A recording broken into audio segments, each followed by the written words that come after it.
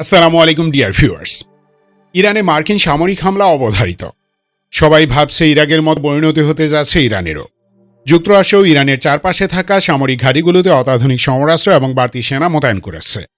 ফলে ধারণা করা হচ্ছে ইরানে মার্কিন অ্যাটাক ইমিনেন্ট। কিন্তু প্রশ্ন হলো, ইরানে মার্কিন সামরিক হামলা হবে কিভাবে? এটাও কি ইরাক আগ্রাসনের মতো পূর্ণ যুদ্ধে পরিণত হবে? সেক্ষেত্রে মুসলিম বিশ্ব অথবা চীন রাশিয়ার ভূমিকায় বা কি হতে পারে? কোয়েশ্চেন অনেক জটিল আর কঠিন, তবে উত্তরটা সহজভাবে দেখাবো আপনাদের। সেই সাথে ইরানকে ঘায়াল করতে আমেরিকা কী ধরনের সমরাস্ত্র মোতায়েন করেছে তা দেখলেও চমকে যাবেন, কারণ এই পরিমাণ মিলিটারি পাওয়ার অনেক ইউরোপিয়ান দেশের কাছেও নেই। এই থেকে ইরান নিয়ে আমেরিকা কতটা সিরিয়াস সেটাও টের পাবেন। So let's see that apocalyptic scenario.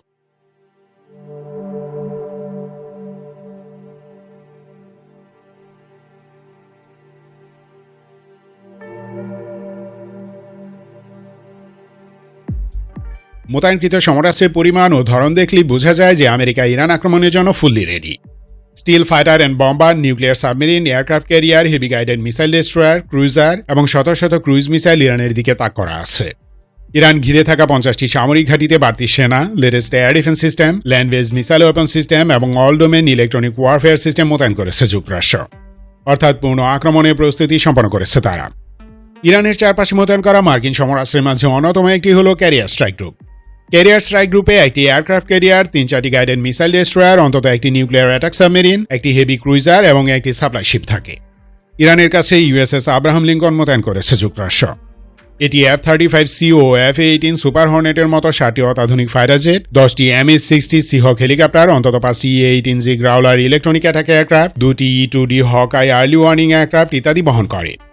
Strike গ্রুপে থাকা 3টি আর্লেবুর্গ ডেস্ট্রয়ার এবং একটি টাইকন্ডেরোগা ক্রুইজার সর্বমোট 250 থেকে 300টি টমাহক ক্রুইজ মিসাইল, 350টি SM-3 ও SM-6 এয়ার ডিফেন্স মিসাইল, 120টি টর্পেডো, 50টি হারপুন অ্যান্টিশিপ মিসাইল এবং অন্যান্য সমরাস্ত্রে সজ্জিত।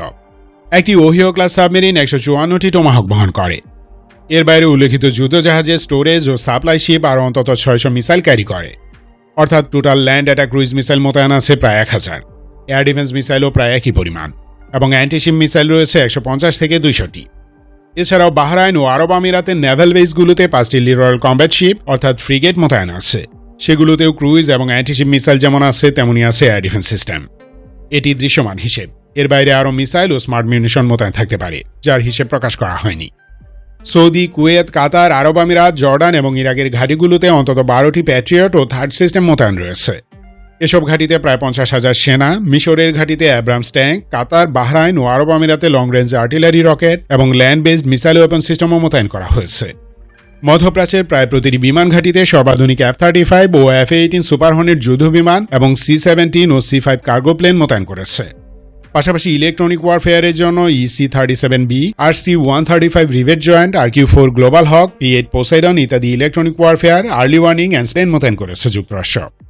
এসব এয়ারক্রাফট দিয়ে ইরানের মিলিটারি কমিউনিকেশন ও এয়ার ডিফেন্স সিস্টেমের উপর যেমন ইলেকট্রনিক অ্যাটাক চালাতে পারবে, তেমনি বিভিন্ন ধরনের গোয়েন্দা মিশনও বাস্তবায়ন করতে পারঙ্গম। এই অ্যাটাকে ইরানের কমিউনিকেশন সিস্টেম নির্দিষ্ট সময়ের জন্য সম্পূর্ণ বিধ্বস্ত হয়ে পড়তে পারে। পাশাপাশি ভূমি ও সমুদ্রে অবস্থিত সামরিক এবং বেসামরিক টার্গেটের নিখুঁত ছবি, লোকেশন ডেটা এবং ভিডিও ধারণ করতে সক্ষম। এসব ইনফরমেশন ইউজ করে সেসব টার্গেটের নিখুঁত মিসাইল হামলা চালানো হয়। মোট কথা, ইরান অ্যাটাকের জন্য মধ্যপ্রাচ্যে আমেরিকা প্রায় 250 যুদ্ধবিমান, 10টি বড় যুদ্ধজাহাজ ও সাবমেরিন, 12টি এয়ার ডিফেন্স সিস্টেম, 20 থেকে 25টি স্পেশাল মিশন এয়ারক্রাফট এবং 1002 মিসাইল মোতায়েন করেছে। আর আক্রমণ শুরু করার স্থান হিসেবে বেছে নিয়েছে আরব দেশগুলোকে। পুরো অপারেশন চালানো হবে কয়েকটি লোকেশন থেকে। কাতারের আল উদেইদ, আরব আমিরাতের আল দাফরা, জর্ডানের মোয়াফাক সালতি এবং সৌদির প্রিন্স সুলতান এয়ারবেস হবে প্রধান মিশন সেন্টার। এছাড়া মিডল ইস্টে আরও 19টি সামরিক ঘাঁটি আছে যুক্তরাষ্ট্রের। এই ঘাঁটিগুলো সরাসরি ইউজ করা হবে। আমেরিকার ইতিহাসে most sophisticated and biggest military এর প্রিপারেশন নিয়েছে তারা।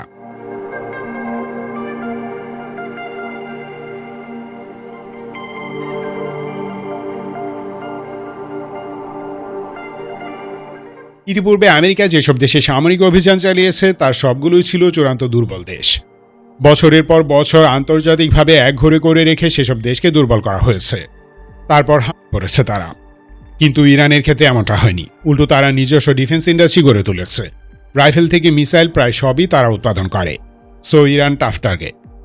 এবার ইরানে যুক্তরাষ্ট্রের টার্গেট হবে military headquarter, supreme leader Ayatollah Khamenei, missile production, storage and launching site, nuclear facilities, air defence location, radar, conventional weapons facilities, electric and fuel depot, top ইরানি military commander এবং বড় পোর্টসমূহ। তবে ইরানে শুরুতেই ফুল স্কেল ইনভেশন করবে না। Initial attack হতে পারে দূর থেকে ল্যান্ড অ্যাটাক ক্রুজ মিসাইল দিয়ে হামলা, অথবা B2 স্পিরিট এবং স্টিল ফাইটার দিয়ে সার্জিক্যাল স্ট্রাইক চালানো, কিংবা এই দুটো সংমিশ্রণ। প্রাইমারি অ্যাটাকে ইউএস এয়ারফোর্স ও নেভি পার্টিসিপেট করবে। সাইবার ওয়ারফেয়ার ইউনিট ইরানি এয়ার ডিফেন্স সিস্টেম ডাউন করে আকাশ অরক্ষিত করে ফেলার চেষ্টা করবে। তখন এয়ারফোর্সের স্টিল ফাইটার ও বম্বারগুলো ইরানের আকাশে প্রবেশ করে স্পেসিফিক টার্গেটে মিসাইল অ্যাটাক চালাবে। পাশাপাশি সোশ্যাল মিডিয়ায় ইনফরমেশন ওয়ারফেয়ার তো চলবেই। ওদিকে ইরানের অভ্যন্তরে থাকা পশ্চিমা অনুগত গ্রুপগুলো আবারও লাগিয়ে দিতে পারে। ফলে আভ্যন্তরীণ আইন শৃঙ্খলা ভেঙে পড়বে। একদিকে বহিঃশত্রুর আক্রমণ, অন্যদিকে ঘরের শত্রু বিভীষণ। এমন অবস্থায় টপ মিলিটারি অ্যান্ড সিভিল লিডারশিপকে যদি করতে পারে তাহলেই কেল্লাফতে। ইরাক, সিরিয়া কিংবা লিবিয়ার মতো ইরানেরও আলটিমেট পতন ঘটবে। কেবল এমন সিচুয়েশন হলেই ইরানে মার্কিন বাহিনী প্রবেশ করতে পারে। অন্যথায় গ্রাউন্ড অ্যাটাক করার মতো সাহস আপাতত নেই। খুঁচিয়ে খুঁচিয়ে তার কৌশল নিয়ে গেছে তারা। শক্তিশালী জাতি ও দেশ হিসেবে ইরানের অবস্থান পুরোপুরি ধ্বংস করতে চায়। আর ঠিক এই উদ্দেশ্য মাথায় রেখে ইরানকে ইন্টিমিডেট করার চেষ্টা করছে আমেরিকা। এজন্যই বিপুল পরিমাণ অত্যাধুনিক সমরাস্ত্র মোতায়েন করা হয়েছে ইরানকে ঘিরে। তবে দুঃখের বিষয়, ইরানে আক্রমণের লঞ্চিং গ্রাউন্ডের প্রত্যেকটাই মুসলিম দেশ।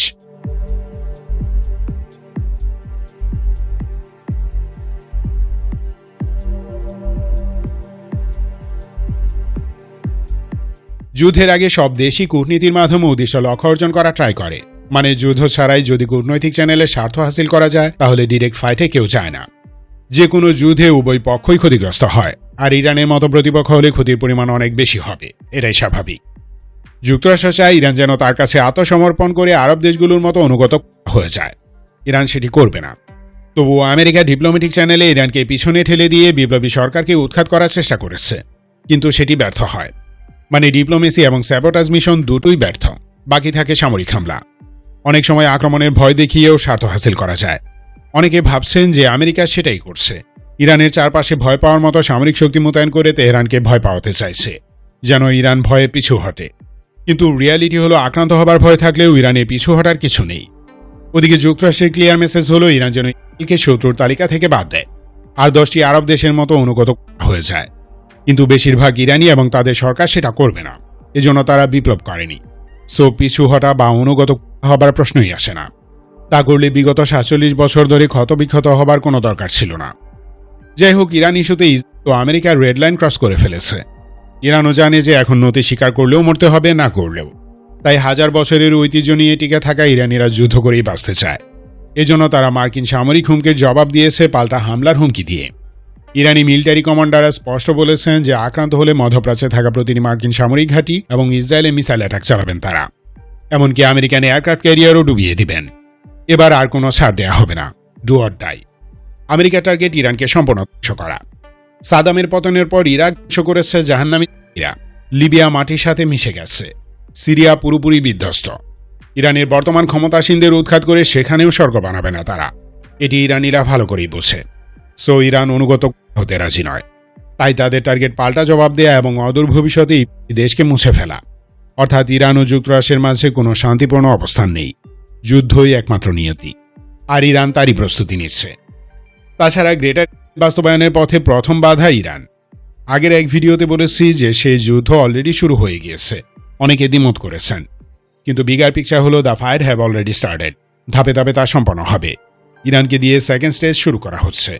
সো ইরানে অ্যাটাক একটা হবেই। দুঃখের বিষয়, কোনো মুসলিম দেশ ইরানের পাশে দাঁড়াবে না, হয় গোলামির কারণে, নয়তো প্রয়োজনীয় শক্তি নেই বলে।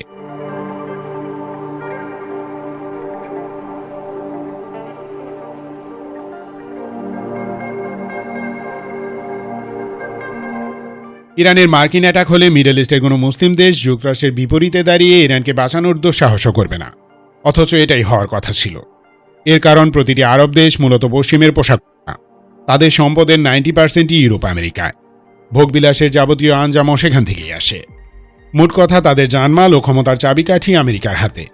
এরপরও কেউ যদি ইরানের পাশে দাঁড়াতে চায় তাহলে সেই দেশের রাজা বাদশাকে মুহূর্তে সরিয়ে দিবে তারা। কারণ প্রতিটি আরব দেশে মার্কিন ঘাঁটি আছে, বিপুল সমরাস্ত্র মোতায়েন করা।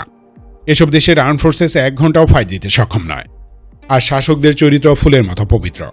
সো আনুগত্য ছাড়া আর কোনো উপায় নেই। তুরস্ক যুক্তরাষ্ট্রের সাথে যোগ না দিলেও ইরানকে বাঁচাতে পারবে না।